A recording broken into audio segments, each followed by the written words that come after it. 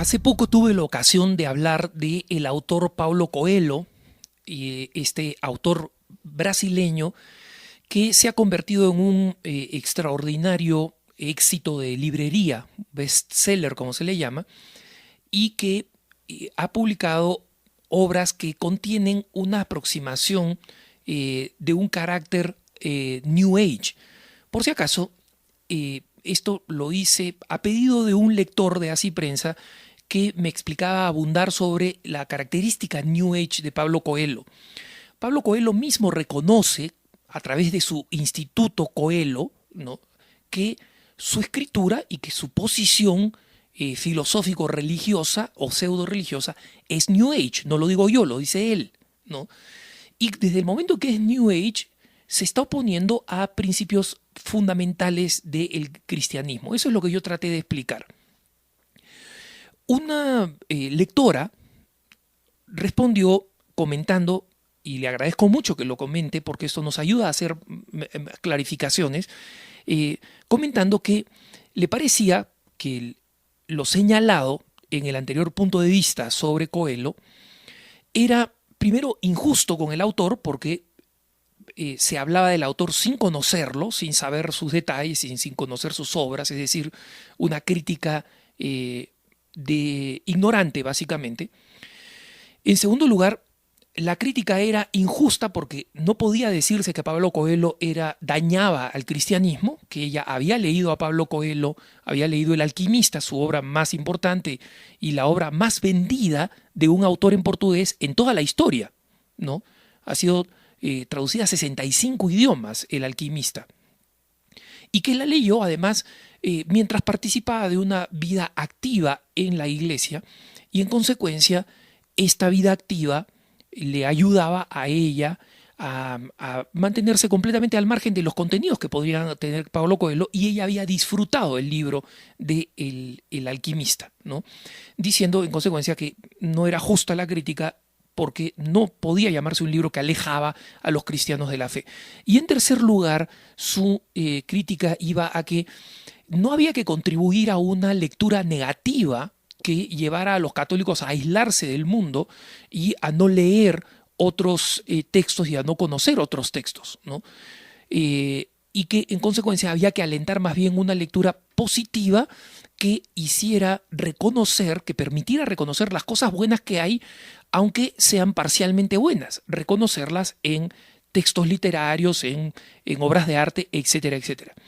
Y sobre estas tres observaciones que la lectora hizo, no la hizo de forma tan orgánica como yo la estoy diciendo. El correo fue bastante más emocional, pero supongo que con esto hago justicia a sus observaciones, ¿no?, haciendo estos 3 puntos para poder aclararlos mejor. Sobre estos 3 puntos, quiero decir lo siguiente. Respecto al primer punto, yo estoy bastante familiarizado con la obra de Pablo Coelho personalmente y con la persona de Pablo Coelho.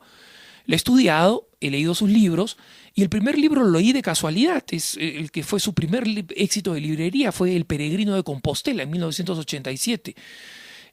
Pablo Coelho, que nació en el 47, ¿no?, es decir, que escribió este libro cuando tenía 40 años, su primer éxito.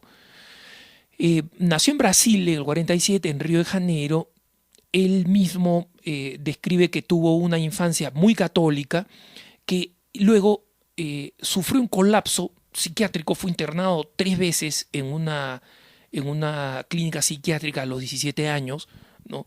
Y luego se sumó al movimiento hippie, atravesó buena parte de América del Sur, después se fue a Europa y al norte de África.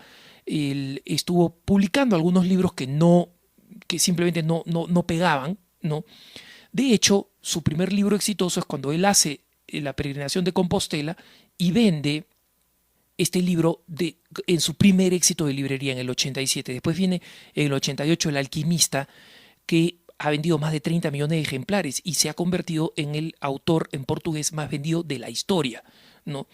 Pero en total, incluyendo sus otros libros, Pablo Coelho ha vendido más de 100 millones de libros, ¿no?, que han sido traducidos en total a más de 66 idiomas, ¿no? Ha sobrepasado al que era hasta entonces el más vendido autor en portugués, que era Jorge Amado, ¿no? Jorge Amado ha llegado a 54 millones de libros vendidos, mientras que Coelho va por 100 millones y seguimos contando. Yo leí El Peregrino de Compostela, que dicho sea de paso, se publicó después de otras publicaciones de Coelho. El año anterior él había publicado un libro que no tuvo mucho éxito llamado Manual Práctico del Vampirismo. Y este libro fue retirado por los mismos editores en el 87, cuando salió el libro del Peregrino de Compostela. Al parecer, ellos creyeron que esta línea New Age pseudo religiosa era más rentable que este otro libro, Manual Práctico del Vampirismo, que hoy en día no se encuentra, ¿no?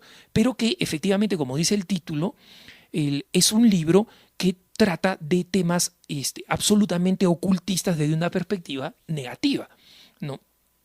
Entonces, yo leí El Peregrino de Compostela porque lo compré y tuve que terminar de leerlo porque me parecía un desperdicio económico no terminar de leerlo. El libro no me gustó mucho, sobre todo me molestó que fuera un libro que tenía una aproximación New Age a una de las peregrinaciones más antiguas, espiritualmente más significativas de Europa, que es al santuario de Santiago de Compostela en España, en el norte de España, con rutas que son milenarias, literalmente milenarias, ¿no?